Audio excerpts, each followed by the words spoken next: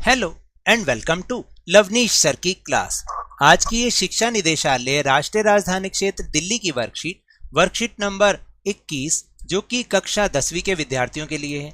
यह ली गई है सामाजिक विज्ञान के अर्थशास्त्र विषय से और जिसमें आज हम फिर से एक बार पाठ विकास को जारी रख रहे हैं और इसमें जिस टॉपिक पर हम चर्चा करेंगे उसका नाम है राष्ट्रीय विकास।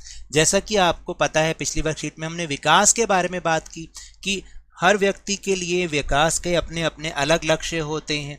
हर व्यक्ति का लक्ष्य अलग है। हो सकता है कि जो किसी एक व्यक्ति के लिए विकास है वो दूसरे के लिए विकास ना हो बल्कि विनाश भी हो सकता है।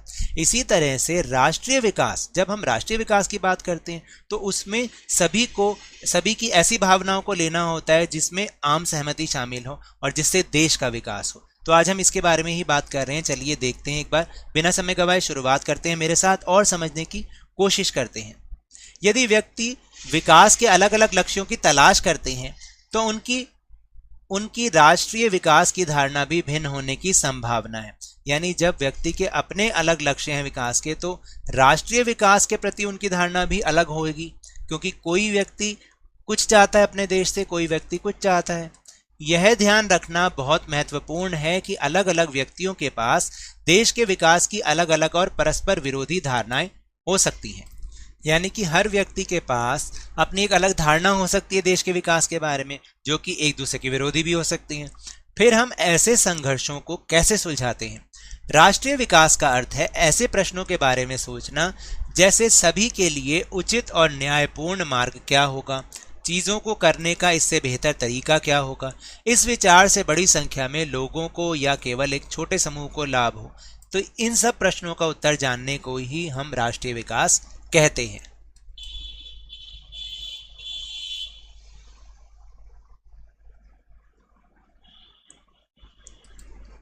विभिन्न देशों और राज्यों में विकास की तुलना, यानी हम देशों और राज्यों के बीच विकास की तुलना कैसे करते हैं, ये बहुत ही इंपॉर्टेंट टॉपिक है। चलिए इसको एक बार समझते हैं।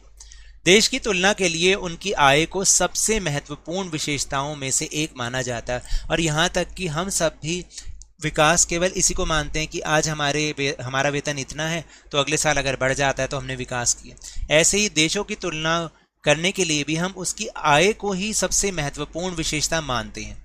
कैसे? देखिए, उच्च आय वाले देश कम आय वाले देशों की अन्य देशों की तुलना में अधिक विकसित देश होते हैं। यानी जहाँ पर ज़्यादा आय वाले लोग रहते हैं वो देश विकसित देश कहलाते हैं, जहाँ कम आय वाले लोग रहते हैं वो कम विकसित देश कहलाते हैं। इसके लिए हम औसत आय से तुलना करते हैं। हम औसत आय की तुलना करते हैं जो कि देश की कुल आय को उसकी कुल जनसंख्या से विभाजित करने पर प्राप्त होती है और औसत आय को ही हम प्रति व्यक्ति आय भी कहते हैं। देखिए यहाँ पर ये बहुत इंपॉर्टेंट टॉपिक है। अगर आप इसको देखेंगे ना, ये जो टॉपिक है बहुत इंपॉर्टेंट है और बोर्ड के पेपर में अक्सर आता है कि औसत आय की तुलना आप औसत आय से तुलना कैसे करते हो या औसत आय की गणना कैसे करते हैं। यानी राष्ट्रीय आय को जनसंख्या से भाग दे दो तो क्या निकल जाएगी हमारी औसत आय। ये फार्मूला होता है। ये 1 नंबर का प्रश्न बहुत ही इंपॉर्टेंट है, याद रखना। ठीक है, इस औसत आय को हम प्रति व्यक्ति आय भी कहते हैं, ये भी याद रखिएगा।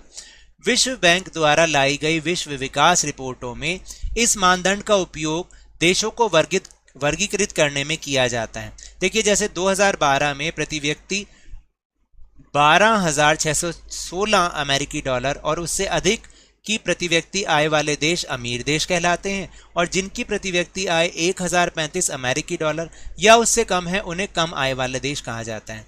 भारत निम्न मध्यम आय वाले देशों की श्रेणी में आता है। ये भी एक इंपॉर्टेंट पॉइंट है, इसको आप अच्छे से नोट डाउन कर लीजिएगा, क्योंकि 2012 में इसकी प्रति व्यक्ति आय केवल US $1,530 प्रति वर्ष थी।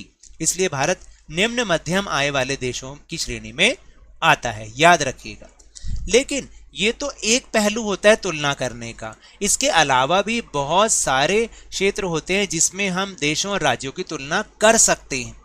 जब हम किसी राष्ट्र या क्षेत्र के बारे में सोचते हैं तो हमें औसत आय या प्रति व्यक्ति आय के अलावा अन्य समान रूप से महत्वपूर्ण विशेषताओं के बारे में भी सोचना चाहिए। ये गुण क्या हो सकते हैं कि ये माध्यमिक स्तर पर शिशु मृत्यु दर, साक्षरता दर, शुद्ध उपस्थिति अनुपात भी हो सकते हैं। यानी कहने का मतलब आमदनी के अलावा भी तो बहुत सारे क्षेत्र ऐसे हैं, जैसे शिक्षा।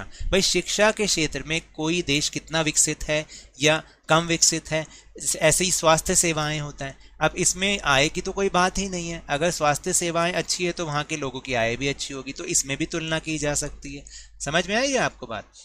जैसे यहाँ पर एग्जाम्पल दे रखा है कि महाराष्ट्र में एक औसत व्यक्ति की आय केरल के औसत व्यक्ति की तुलना में ज्यादा हो सकती है और है भी, लेकिन इन महत्वपूर्ण क्षेत्रों में वो पिछड़ जाता है। क्यों?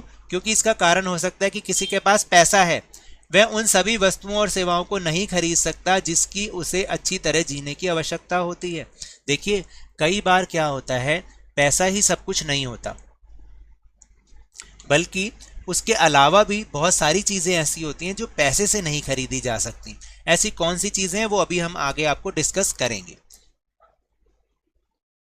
इसलिए आय अपने आप में भौतिक वस्तुओं और सेवाओं का पूरी तरह से पर्याप्त संकेतक नहीं है जो नागरिक उपयोग करने में सक्षम है। देखिए जैसे मैंने अभी आपको बताया, आमतौर पर क्या होता है, उदाहरण के लिए आमतौर पर जो पैसा होता है वो आपको प्रदूषण मुक्त वातावरण दिला सकता है? नहीं, क्योंकि वो तो पूरे शहर में है, आप उस शहर को छोड़ के कहाँ जाओगे।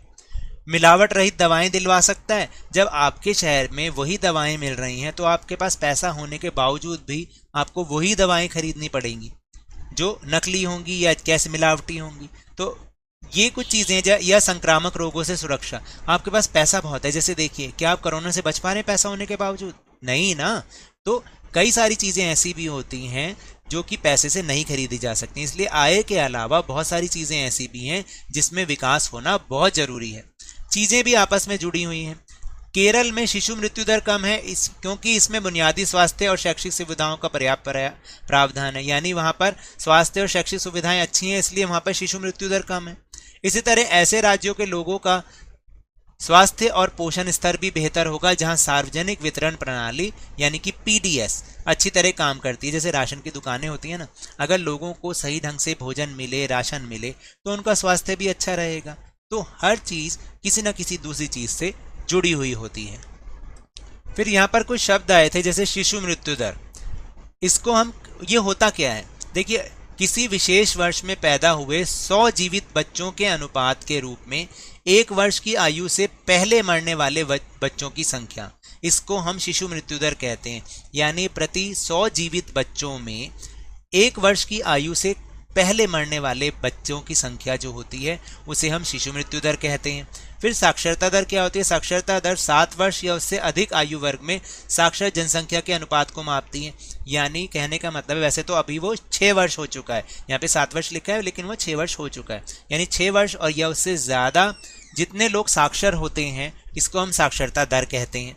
फिर शुद्ध उपस्थिति अनुपात। शुद्ध उपस्थिति अनुपात क्या होता है? 14 और 15 वर्ष की आयु वर्ग के बच्चों की कुल संख्या से है, जो समान आयु वर्ग के बच्चों की कुल संख्या के प्रतिशत के रूप में स्कूल जाते हैं। यानी कहने का मतलब है जितने बच्चे 14 और 15 वर्ष की आयु वर्ग वाले हैं उनमें से जितने बच्चे स्कूल जाते हैं उसको शुद्ध उपस्थिति अनुपात कहते हैं। चलिए अब हम चल रहे हैं अपने प्रश्नोत्तर की ओर।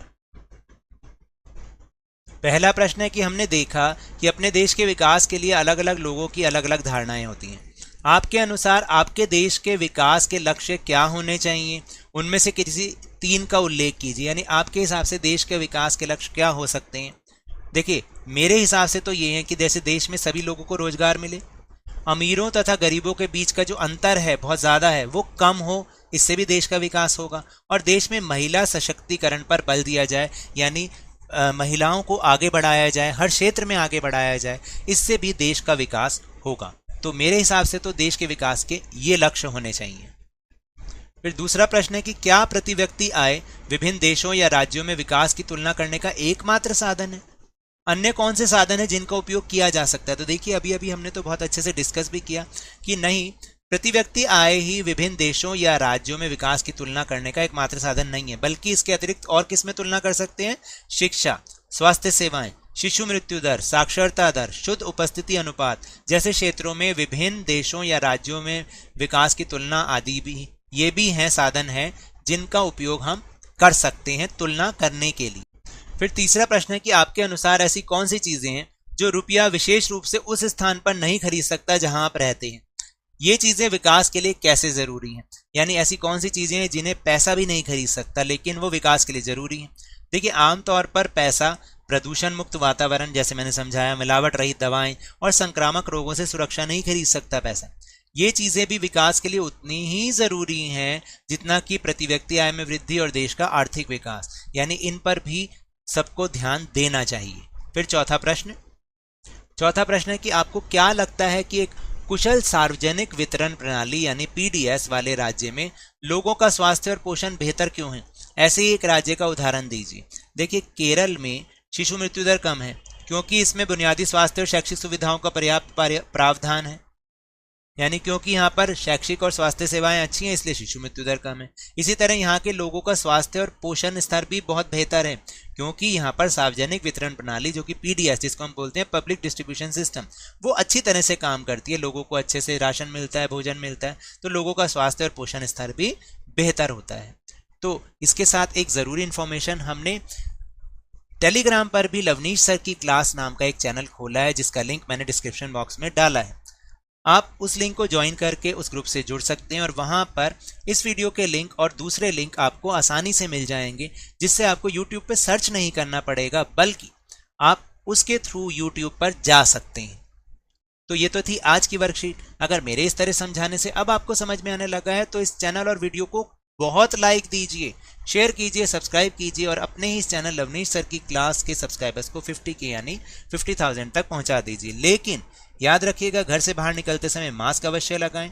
जब भी आपकी बारी आए कोरोना का टीकाकरण जरूर करवाएं क्योंकि कोरोना को हराना है और जिंदगी को एक बार फिर से सुहाना बनाना है। इसी उम्मीद के साथ बहुत बहुत धन्यवाद।